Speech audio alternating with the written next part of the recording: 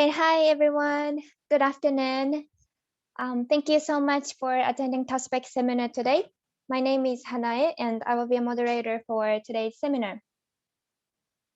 Okay, so here is a timetable for today.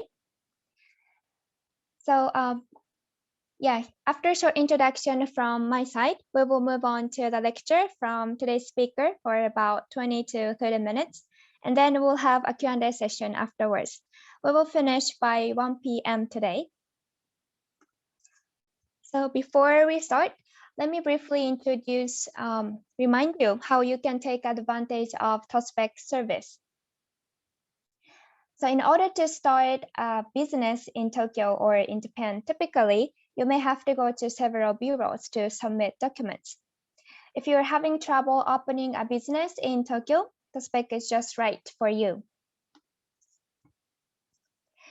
So the TOSBEC provides a centralized service for the various procedures required to establish a company. At TOSBEC, consultants from various ministries and agencies will answer your questions and support you through the acceptance of your application. As it shows on the screen, the first merit of TOSBEC is the wide range of consultations. So you can ask any questions from general to specific. Second, TOSBEC can support the establishment of joint stock companies, joint ventures, and foreign affiliates. Thirdly, you can use TOSBEC as much as you would like for free, since it is operated by Tokyo Metropolitan Government and the national government.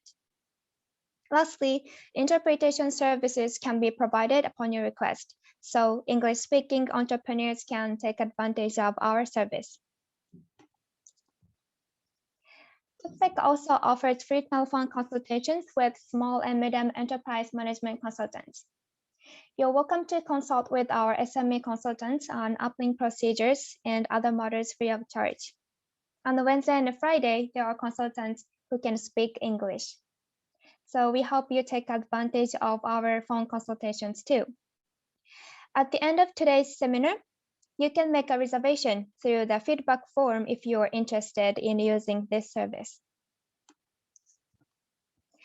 And TOSBEC is located in Akasaka, and there are 2 other satellite offices in Shibuya and Marunouchi. But we're under a COVID situation, so we're recommending to use the online consultations. But if you want to receive the consultation, please make sure to register beforehand. And you can find the registration form by searching TOSBEC registration form. And TOSBEC helped many entrepreneurs with how to start a company. TOSBEC has about 400 users per month. So if you want to learn about how others have succeeded in opening their business by utilizing TOSBEC, please check our website where you can find a variety of testimonials. Okay, so and lastly, I would like to remind you how we use the Zoom for today's seminar. First, please mute your microphone during the lecture so that everyone can hear the speaker well. Second, for a lively conversation, we will welcome your thoughtful questions. But when you ask a question, please use the chat function and make sure to write the phrase question at the head of your text and send your message to everyone. But if you need to message the host privately, please select the TOSBEC me, Hanae Ueksa, or TOSBEC chat. Thank you in advance for your cooperation.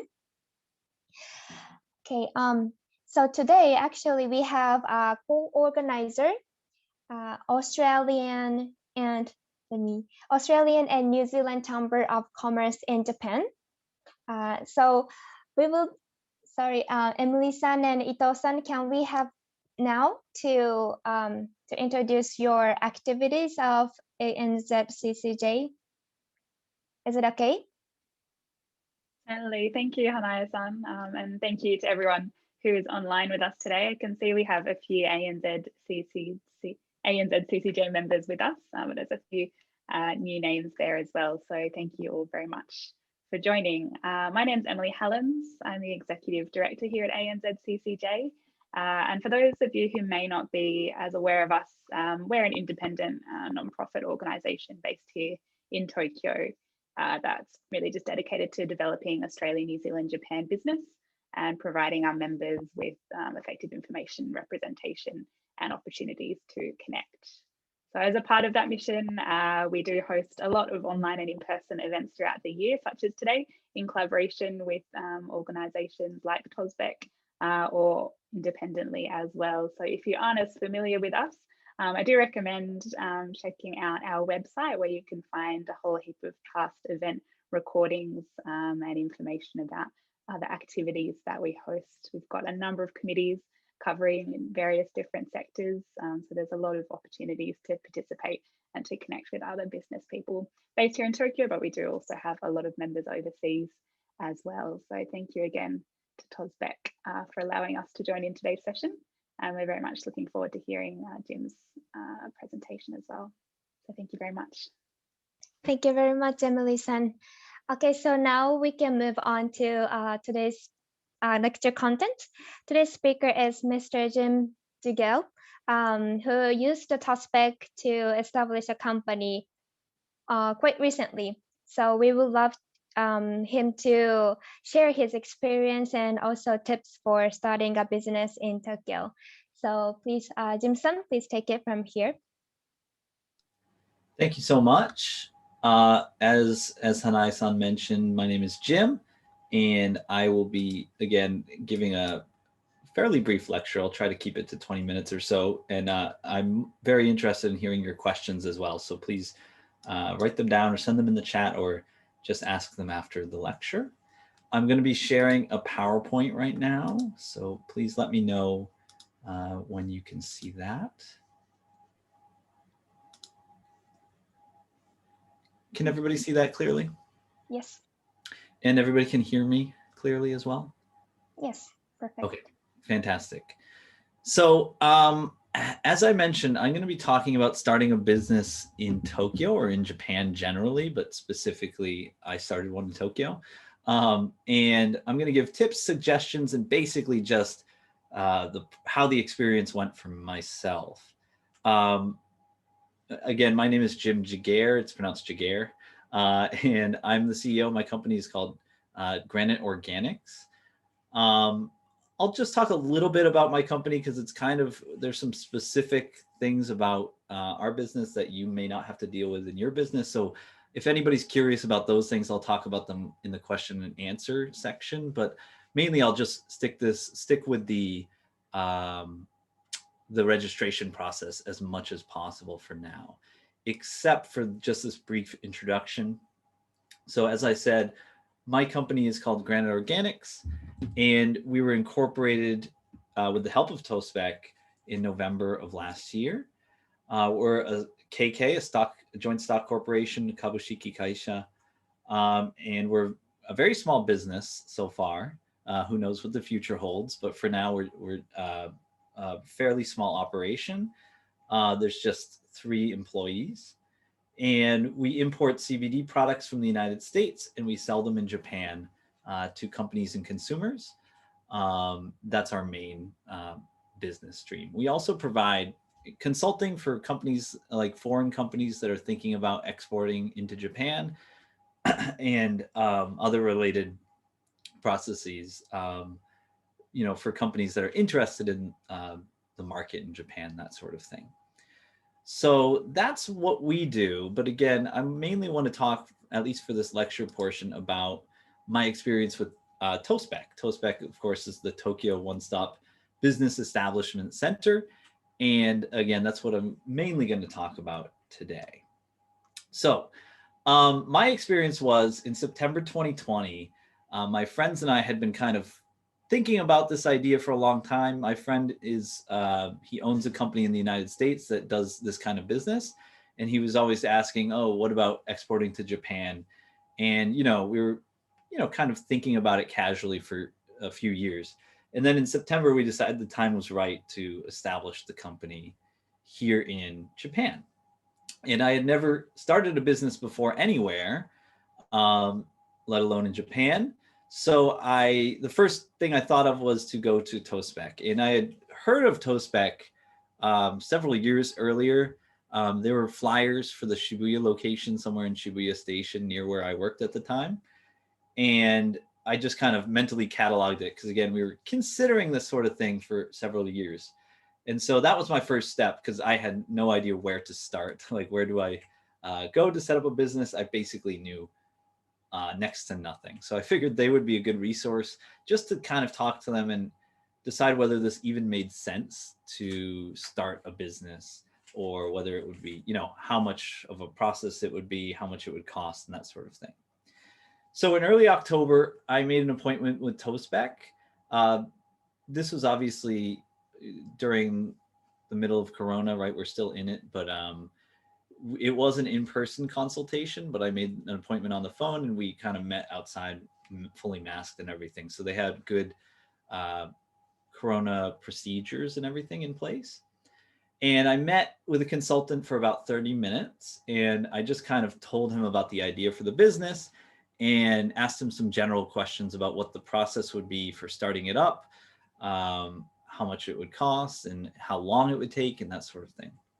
And his advice was quite encouraging. He said we could probably be incorporated within a week if we wanted to, if we really wanted to.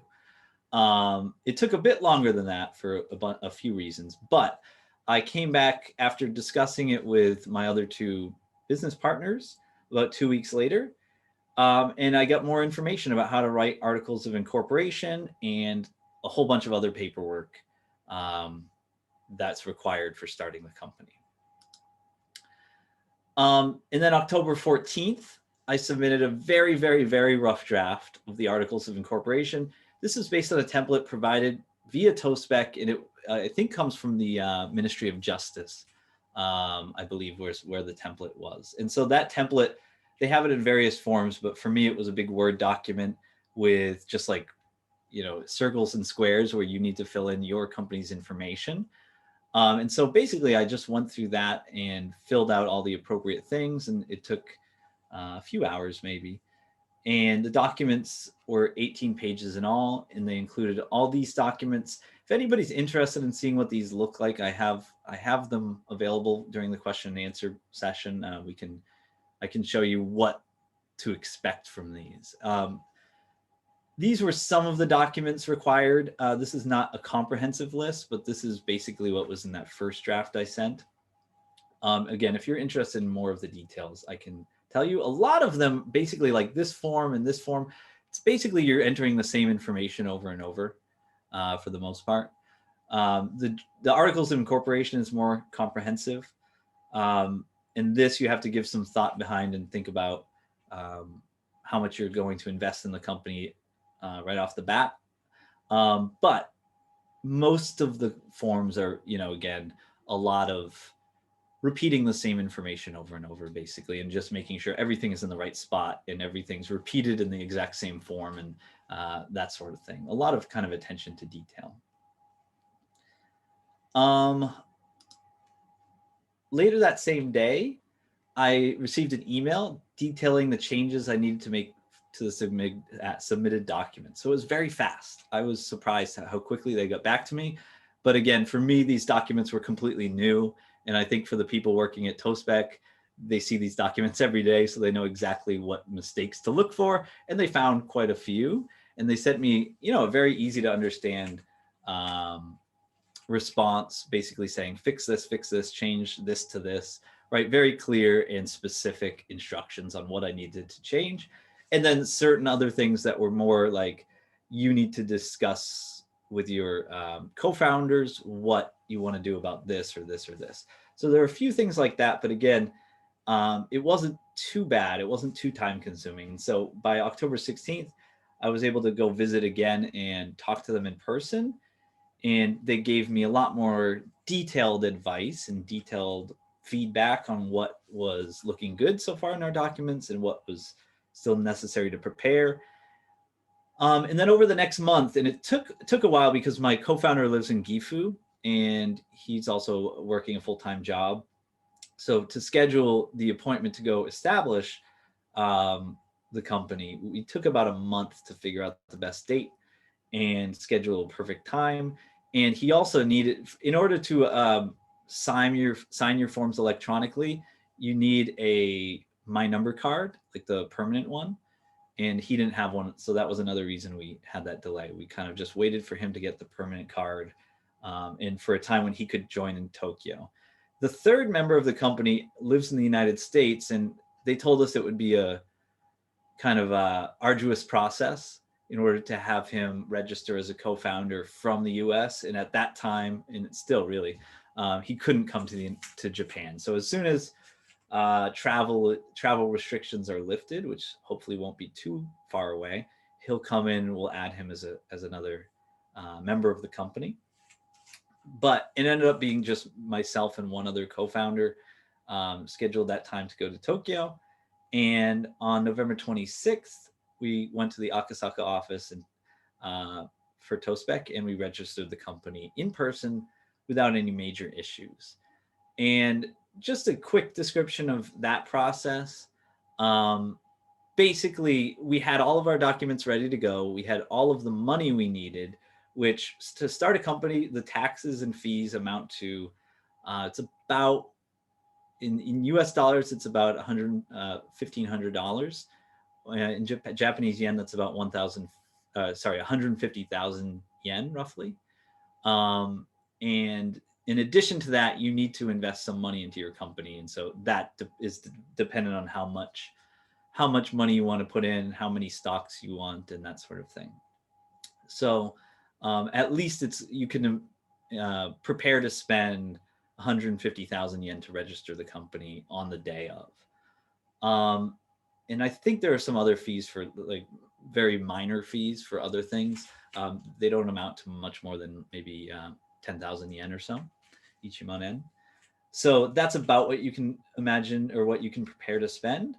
The day of process was quite smooth and quick. We came in, I think around 11 o'clock, if I'm not mistaken. And, everything was ready to go.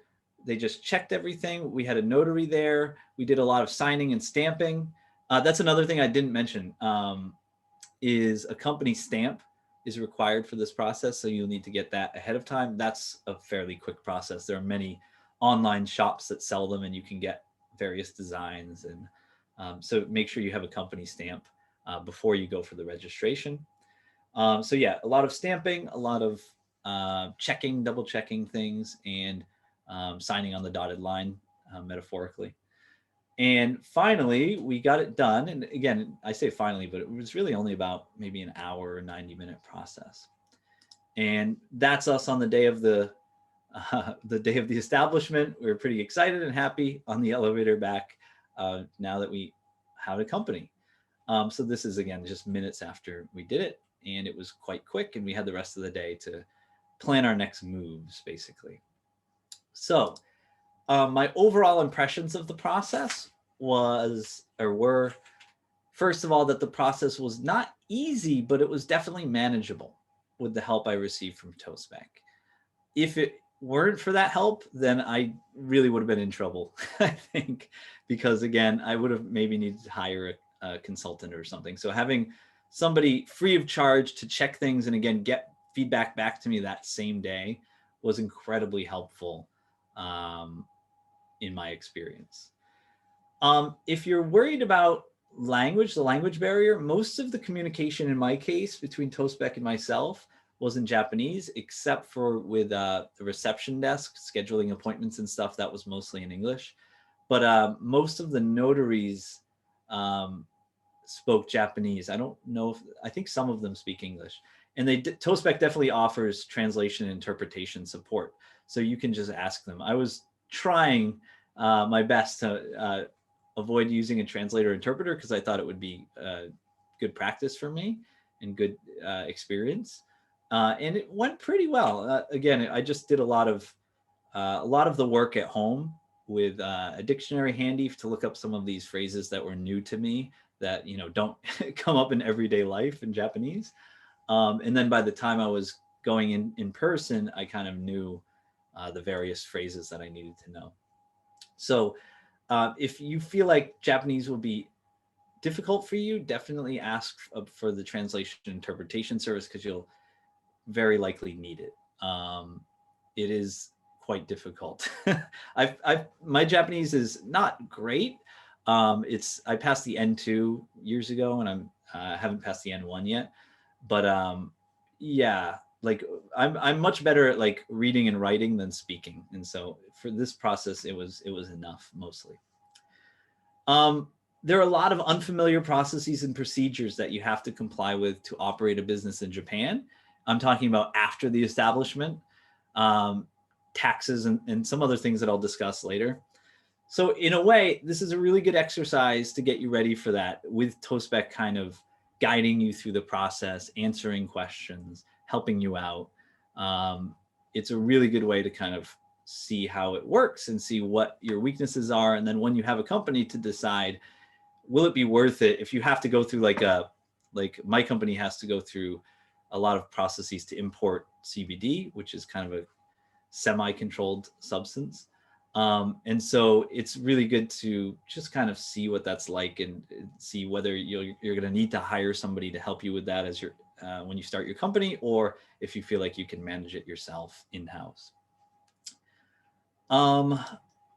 After establishing the company, as I was just alluding to, there is still a lot of work to be done. For example, you have to register your business with the Tokyo Legal Affairs Bureau. You have to register with the relevant local, prefectural, and federal tax authorities. So there's 3 tax offices we've had to go to register our company. If you have any employees, and even if you don't actually, you have to contact the pension office and the pension office and notify the government authorities about the pension and health insurance status of any employees, or if you don't have any, you have to tell them that as well. So you have to be ready for that. You have to be careful to comply with all tax filing deadlines. We just had one a few months ago in the spring. These processes are quite complicated and quite time consuming. And even for a company like ours that was very new, founded in November, and kind of a lot of the first few months was spent importing. So we didn't really have very complicated finances. Still, the tax process was quite complicated. We worked with an accountant to kind of get that done.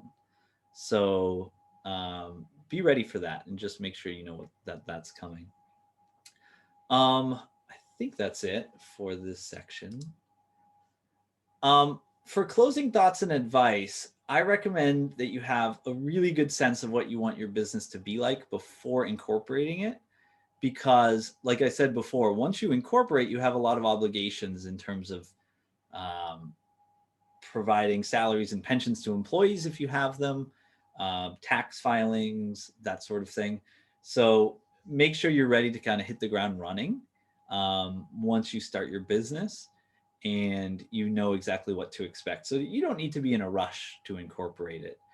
It is kind of an exciting day to have the officially, a corporate number and all of the corporate seal and everything like that. But unless you're ready to go, there's no reason to kind of incorporate it ahead of time, in my experience. Don't be afraid to ask others for help, including TOSBEC, of course, but even potential competitors. Some of them are surprisingly nice and helpful, in my experience. Some of them are not, but some of them are very welcoming, and especially if they're not directly competing with you, they're in the same sector, but sometimes they're very happy to have a new face in the business, and they're happy to kind of, sometimes it's fun to just be an expert, and they just want to kind of give you advice and tell you what to avoid and tell you what mistakes they made. And often they'll give you all of that advice free of charge. Again, not always, but more often than you might expect if you haven't started a company before. So I highly recommend reaching out to whoever you can. And that includes me, of course. Feel free to email me or ask me questions after if you have any questions. Second, even if your Japanese is pretty good, try to have a native speaker on hand if you are doing any of these processes. Again, with TOSBEC, you don't really need to worry about it because they do have in-house translation and interpretation. But if you have somebody who knows your business and knows exactly what you want to explain, that will give you another edge, even if you have an interpreter there. So keep that in mind. The language barrier can be quite tricky to explain exactly what you want to talk, what you want to express when you're starting the business. Next, take meticulous records of income and expenditures and save your receipts. Like I mentioned before, consider finding an accountant to help you file if you can do so affordably, or just make a lot of time to kind of become a expert in the process, or at least a mini expert. If you intend to file online, again, those processes can be more difficult than they than they appear at first. So I'd recommend that as well. Let's see. So that's basically all I have to share for now. But again, I have a lot of stuff that I didn't mention here in the initial lecture, because I want to mainly just talk about what it was like for me to go through that experience. And then I want to kind of have a conversation with all of you about anything that I can share that might be helpful in your case. So I also want to thank TOSBEC and Invest Tokyo and the Australian New Zealand Chamber of Commerce in Japan for inviting me. This was a really an honor to address you all and to share this lecture with you. So thank you so much. And I really look forward to hearing your questions. Thank you very much, Jim-san. It was very useful information, and hope it was useful to everyone too. So from now on, we're going to move on to Q&A session. And we have already received a couple of questions actually before starting the seminar. So I'm going to put up my PowerPoint slides from now on to show the questions. And then after I ask those questions, then we'll move on to the questions that we got through from today's audience, today's participants. Okay. Hold on, please. I have one question that came to me as a direct message, so I can address it while you look for the others. Sure. So this person asks, can you communicate with TOSBEC in English, or does it need to be in Japanese? They do provide translation and interpretation, so you can communicate with them in English. And the other part of their question was, sorry, I just lost it. For all documents, yes, documents will all be in Japanese. I don't believe there's any option to send them in English. I think they have to be in Japanese. So they'll help you with all that. And you can, online translation is such a huge help with that sort of thing. So sharing with, like, my co-founders do not speak Japanese at all. So to share documents with them, I would just run it through an online translator, and that was really helpful as well. So feel free to do that.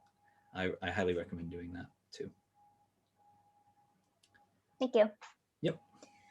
Okay, so can we cover the questions on the screen first, and then we'll move on to the chat, Okay, the first question is, well, if you could answer, how to start a business without having money? That's the question. Without having any money? Like, you don't need that much money. Like, I'm certainly not like a wealthy person, but you need enough to pay the establishment fee, like I talked about at the beginning. And it really depends on the nature of your business. Like I said, my business is heavily reliant on my friend's business that has been established in the United States. And so a lot of the money that you would have to invest into that company, he's already kind of done. So in my situation, it's been lower than I think a lot of companies. Like, if you're starting a business with an actual storefront, which we may do in the future, but we have not done so far, then you will need more money up front to start it. So I would say, of a professional company, I'm wondering what the second part means. Like, how to start a business without having money. Yeah, I think, do you, well, basically, as far as money concerned, I think the part that I mentioned before is what you'll need. And then again, it really depends on the specifics of your business. I don't know what the second part of that means exactly. If you want to jump in and clarify for me, that'd be great. For the second one, what forms are needed to incorporate a sole proprietor business? That I looked into that, and some other people were asking about why we chose a KK as well. And that, again, the details are a little bit fuzzy, to be honest now, because that was something that we talked about back in November with the, in October even, with the consultant and the benefits of a sole proprietor business or a GK or a KK. And we determined that a KK was best for our business. So I would say that's another, you should ask TOSBEC about that. They can give you much better advice as they did to me, because KK so far seems to be a good move for us. But yeah, I would ask your consultant about that. They can definitely give you advice about which corporate structure is best for you. Okay. And then the third one, how strange or complicated is the Japanese rule for foreigners to start a business?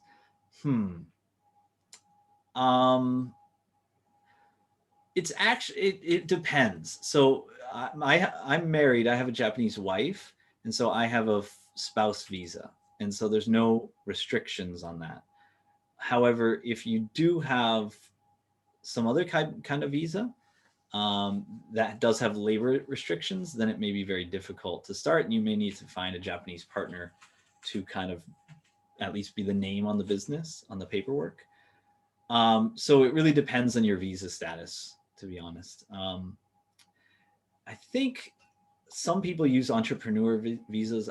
Again, that's not my situation, so I don't know the details, but they would be able to advise you more on that. If you're talking about like social rules and stuff, I haven't found it that strict. I've been living in Japan for quite a while now, over 5 years, so nothing has kind of surprised me that much. I think more than that, it's just been I think for when we started the company in November, it's been hard to kind of meet people, because I've been to some online expos and things like that, and you have this kind of situation and you have questions and answers, but you don't have like the chance to actually talk to somebody. And with all these remote events, I think that's been difficult. So I haven't noticed anything particular about Japanese rules or Japanese customs that have been surprising to me. It's just mostly COVID stuff that's been so different from what I would have expected, had I started this business 2 years ago or something. Yeah. But Thank you if you very have much. more, yep, no problem. Oh, yeah, go ahead. No, that's it. Okay, thank you. So we actually got a couple more questions on the chat box, so you can see and go through it. That'd be Okay. great. So in the chat, the next question, it comes from Matt Schwartz, and it says, if you didn't have a co-founder in Japan, would you still have chosen a KK incorporated structure, or would you have considered GK or sole proprietorship? So yeah, that was that's similar to one of the other questions from before. Again, that decision was made pretty early on in consultation with TOSBEC, and I honestly am a little bit fuzzy on the pluses and minuses of both. So again, I would recommend talking to them, because they deal with that sort of question every day. And for us, it made sense that we're having a fairly small business, but as you mentioned, with several partners. And so KK was the best for our structure, according to the consultants. Mm-hmm. And then the next one comes from Matthew, and it says, companies are required to declare a physical location of operations. How did you solve this? So you can declare your house. My house is the headquarters of Granite Organics. I'm there right now. And that's been especially helpful during COVID, because I'm doing everything from home, basically, aside from a couple things, right? So yeah, you can use your residence as a corporate office. There are some other processes that require a separate office, but we haven't had to use that now, and we don't we do have a storage locker that we use for the business, but everything else, I've just been using my house. And then the other question, any issues with the company's minimum paid-in capital and the business management visa requirements? Again, I have a spousal visa, so I'm not sure about that visa requirement. Maybe somebody else or TOSBEC or somebody with experience can chime in on that. And does anybody know how that works with the business management requirements? I think I remember hearing about that. My partner was thinking about getting that kind of visa, but I honestly don't recall the details.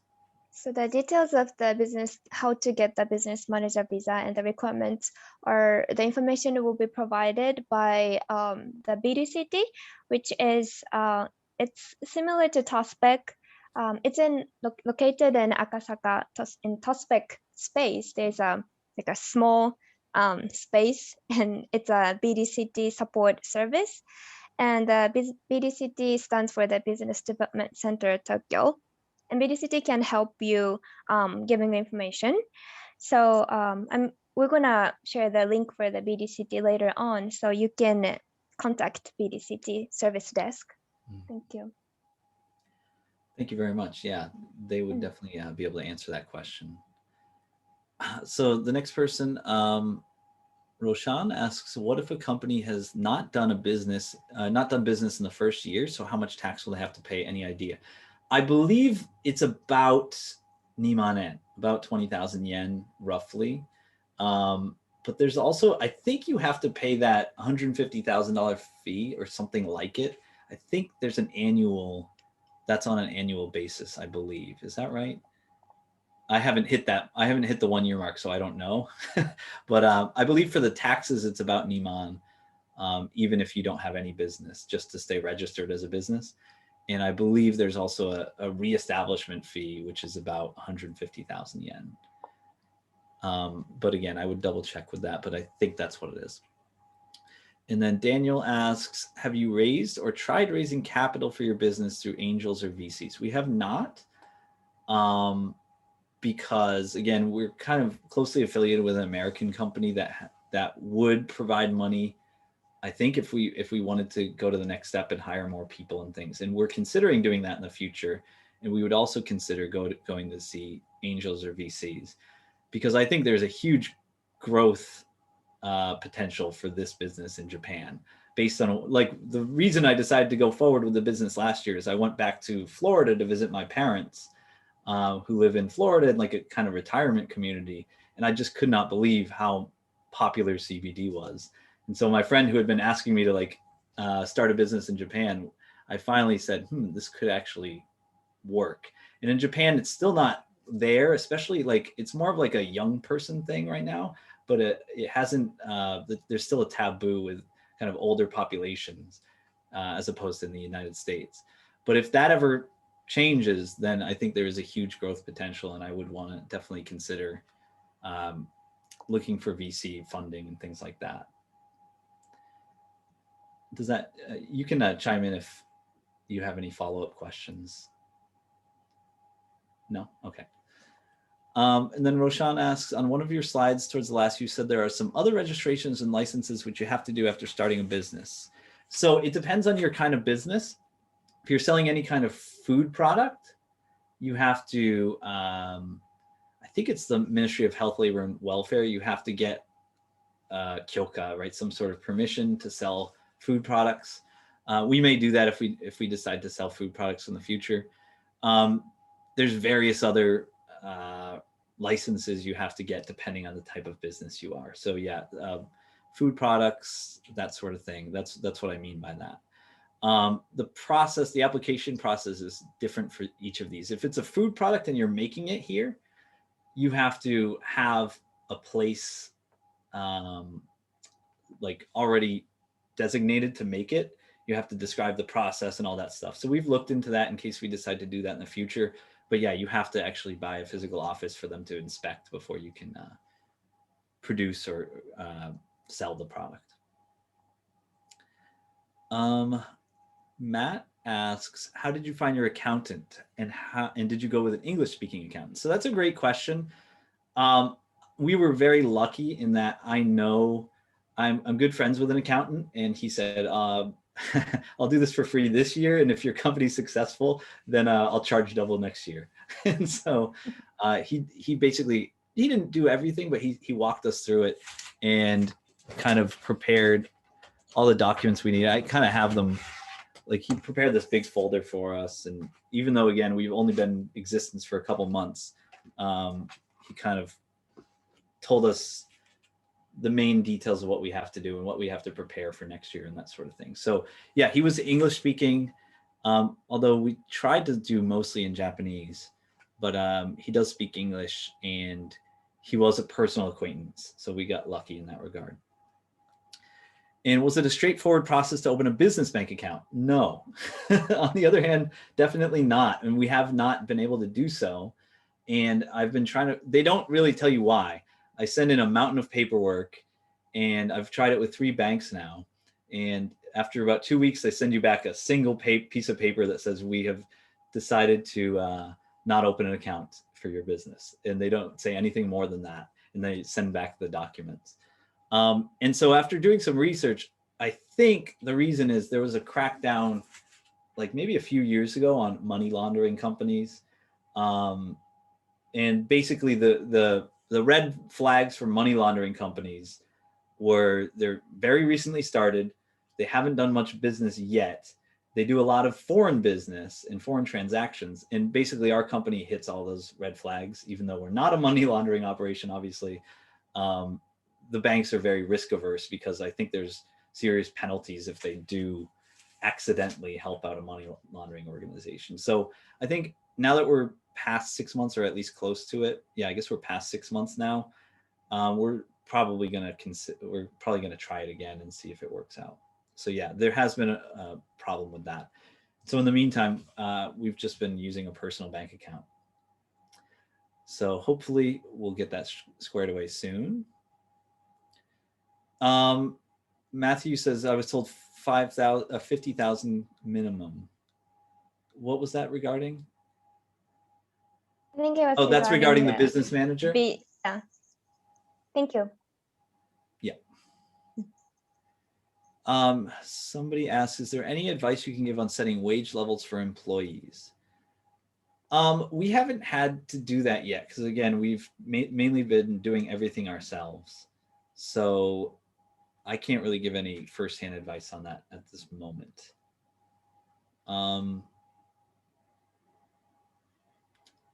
Yeah, and then other people are giving information about the business visa. So Daniel asks, regarding fixed costs besides incorporation costs, when establishing a company, how much does it cost an accountant monthly or yearly? I think it can be quite expensive. Again, we lucked out this year, but we're trying to get everything in order for it to be next year, to do it next year, either ourselves or to hire a consultant accountant. Does anybody have a figure for that? Like how much would it cost a small business to get their taxes done? Does anybody have any experience with that? Feel free to chime in if anybody has expertise in that. No?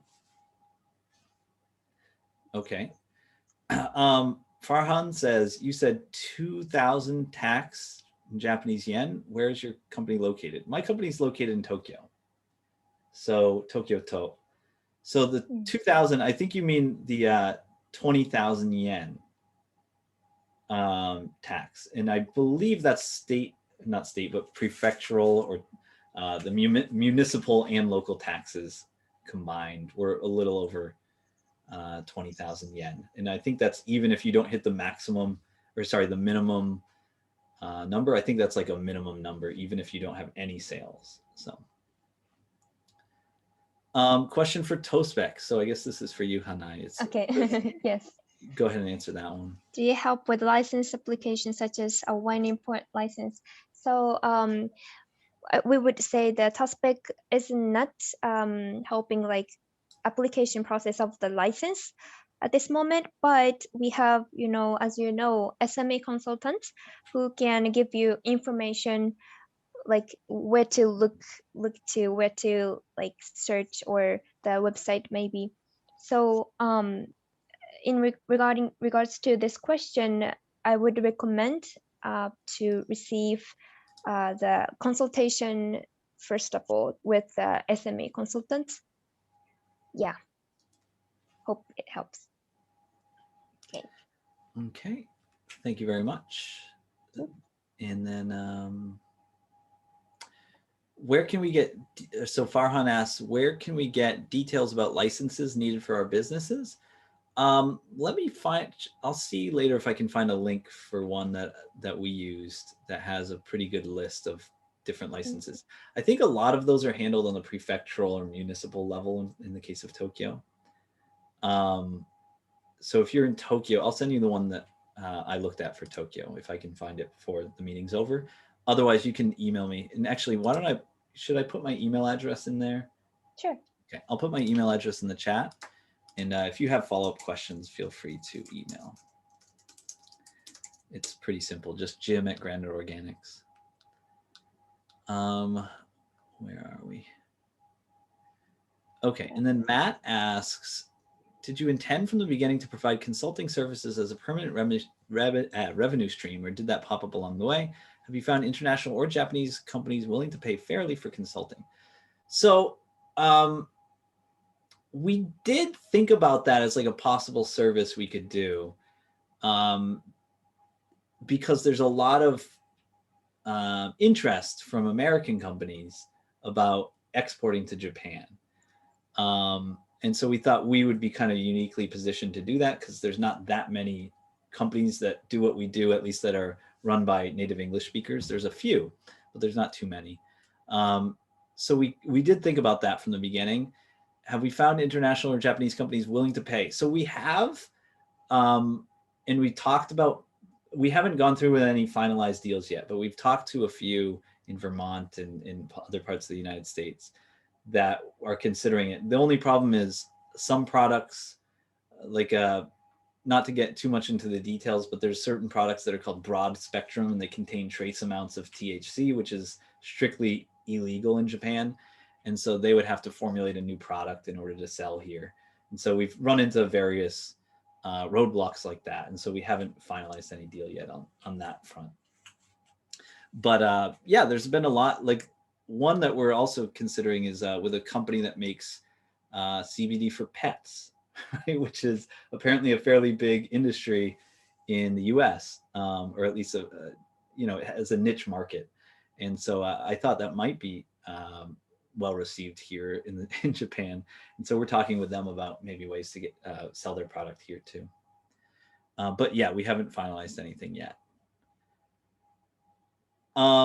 Somebody asked about the company bank account. Yeah, we're using a personal bank account right now.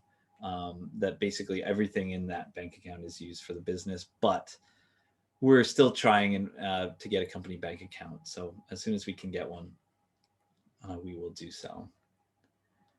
And then somebody said, sorry, I'm not sure if this one I'm supposed to read out loud. It's a direct message. I'll come back to that in a second. The next one is from Riri. It says, I'm working self-employed at the moment, and my accountant charges me roughly 100,000 yen. So that's for your information. Whoever asked that question earlier, it's about 100,000 yen for a self-employed person. So maybe for a business, it might be slightly more. It probably depends on how complex your finances are, but that's a pretty good ballpark figure. So thank you very much for that. And then Roshan said, aren't there any Japanese government grants for newly established businesses? Did you get one? I did not get one. If you have any information, please forward it to me, because there very well might be something like that, but I'm not aware of the details. So yeah, if you hear of anything like that, by all means, let me know. Yes, TOSBEC has the details. Yes. Okay. Yeah, SME consultants have are aware of those updated information. So please ask TOSBEC consultants. Will do. Thank you very much for that. Does anybody have any additional questions?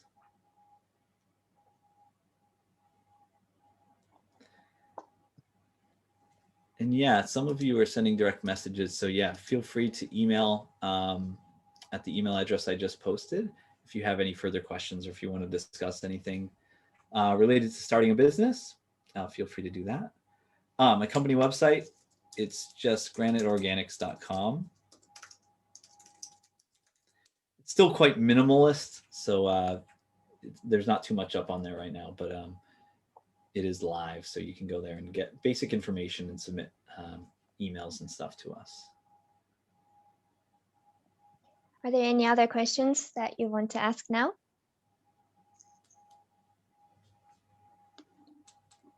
Everyone okay? Okay. So we got 2 questions. The lack of a course. So yeah, that's very true. And we're anticipating more. We've already had a couple kind of complications that come up from it. So it's been a frustration for sure.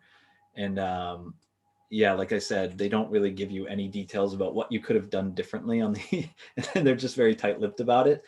Like they do call like during the application process and talk to me and ask me various questions, but it sounds like they're just kind of going through the motions. They're just like, yeah, we probably won't be able to approve this.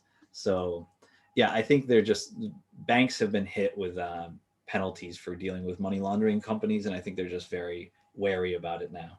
And so we just need to prove by being established and doing business that that's not what we are. But yeah, it is frustrating. Somebody said, how much are you paying for the website development? We're doing that ourselves. So right now it's very minimalist, as you can see. We may do that soon when we open a web shop.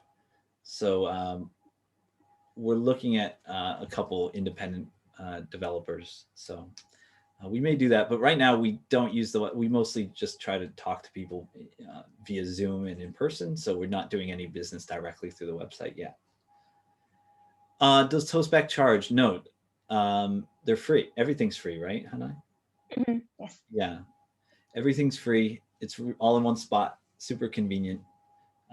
So yeah, there's no downside to using it. Is there another way to register the company that doesn't require the physical My Number card? Yes. I think it costs money though. There was some downside to it. I can't remember exactly what it was, but there was either a fee or a more complicated process or something. But yes, you can register the company without the physical My Number card, but that's the only way to do it electronically, like an electronic signature. So it is easier, and I think it's also cheaper. So I'd recommend that if you can. TOSBEC services all free. Yep. Okay.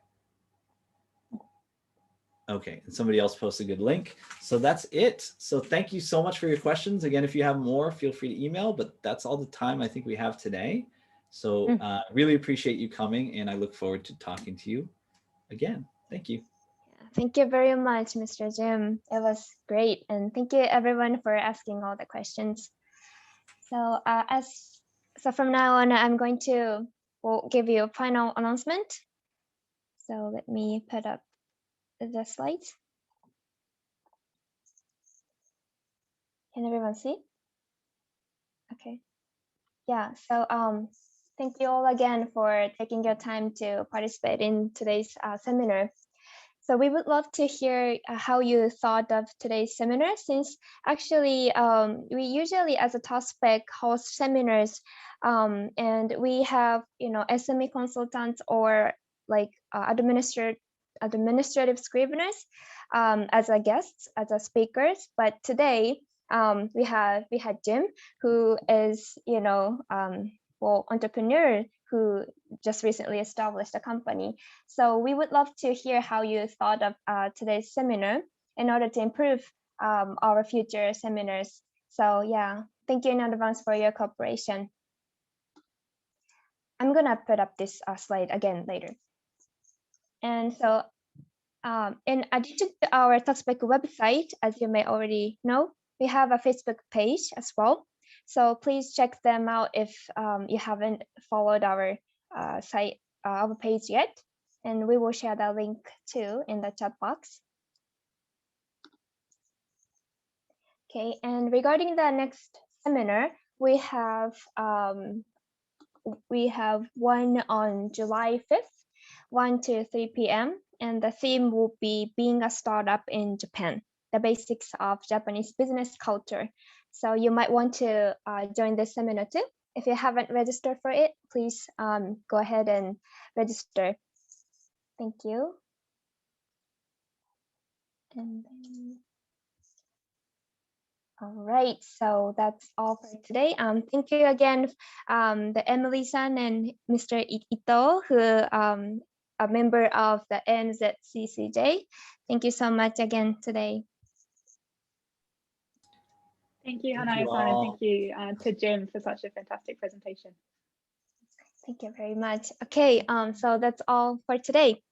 Thank you everyone again for participating in today's seminar. We're looking forward to meeting you again online. Thank you very much. Thank you. Bye. Thank you. Thank you. Thank you. Bye. Thank you, Jim. Thank you.